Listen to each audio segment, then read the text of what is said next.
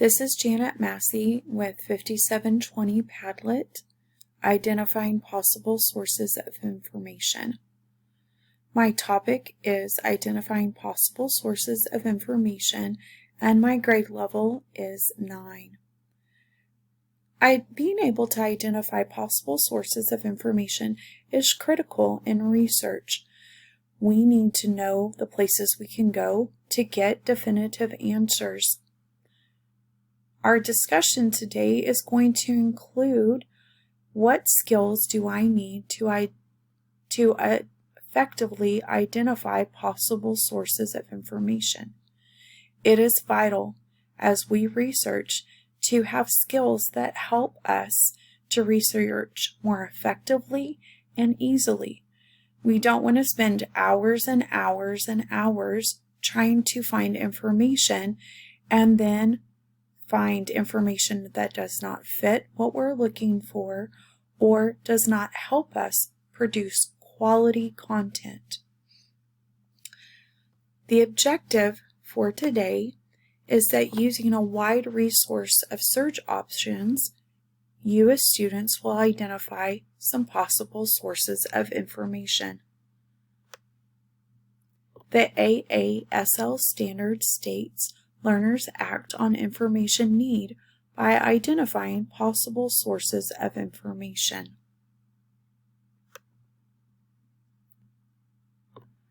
To begin your research today, we're going to watch a video by Sarah Clark. Within the video, she's going to explain to you what Boolean operators are, the use of quotation marks and asterisks to optimize your online research. Next, we have 10 tips, an article that you can read off of our Padlet, 10 tips that will improve your online research. This is from a website called The Best Schools. One of their recommendations is to use academic databases and experiment with your keywords as you research. We know that academic researches have the backing and the validity that we need as we research, and that they are possible sources of great information. The University of Michigan gives us research tips and techniques as we begin. You can review this great article and set of tips. One of the tips that really stuck out to me was the recommendation to reevaluate your research question. Sometimes we start with a research question and in the end it doesn't effectively fit, or our mind goes a different direction, and that is perfectly acceptable as you research. Your goal in researching is to take ideas and develop your own. So be open to reevaluating your research question. That will lead to more possible sources of information. Georgetown University gives 15 steps to good research. One thing they recommend is to ask for help as needed.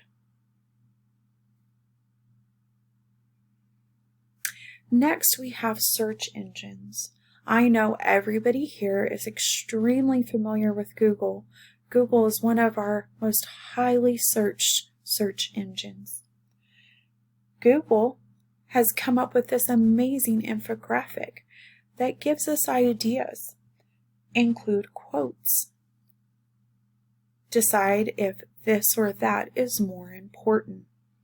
This will help you locate possible sources of information. However, Google is not our only search engine. There are search engines such as DuckDuckGo, one of my personal favorites, Wiki, and a favorite that I see lots of you using all the time, Twitter. All of these can effectively research, and sometimes the things we're researching are not always academic, And so we use a search engine such as Twitter to find perhaps information on a celebrity or an athlete that we're writing a research paper on. There are other search engines. Another search engine where we can find possible sources of information is Bing. Bing has this great article that you can read from our Padlet that takes you through how to use their advanced search options.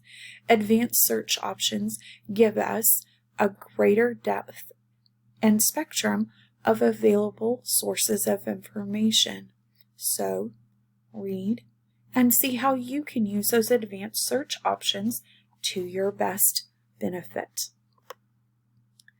Next is the Gale databases. These databases are a high-quality research platform.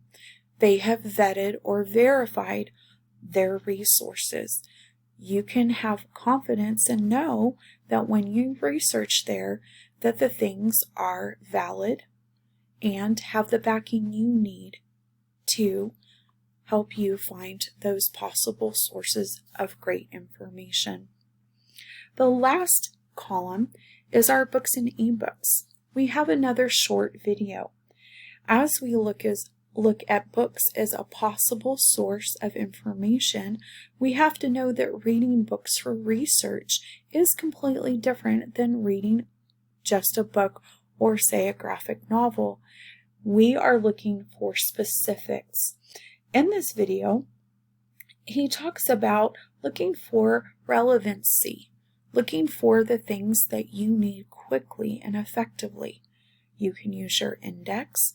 You can prepare by reading the back of the book and seeing what excerpts or abstracts might be attached to the book. There are a lot of great ideas for identifying possible sources of information in this video.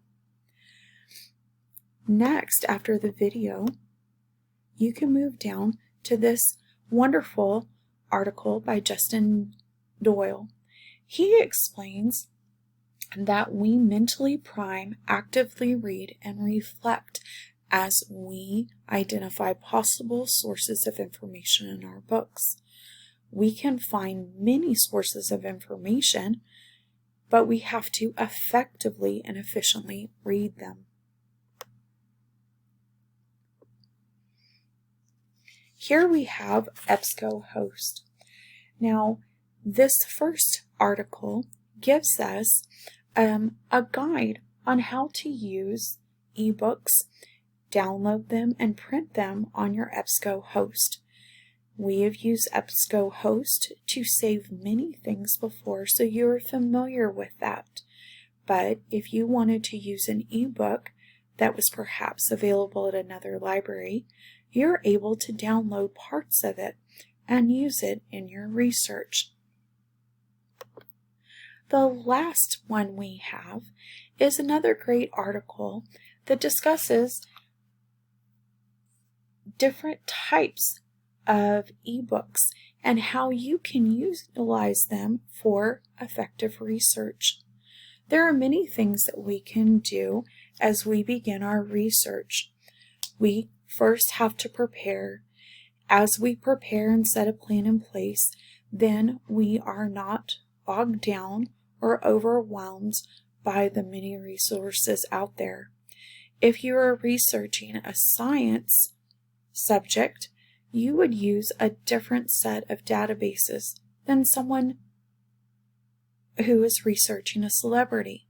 So first we prepare our research. We make a plan.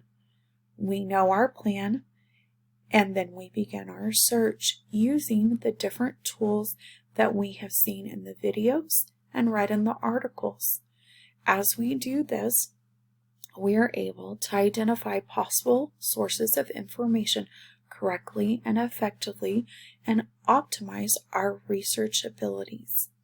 All right, we have time now to look at the things in the Padlet.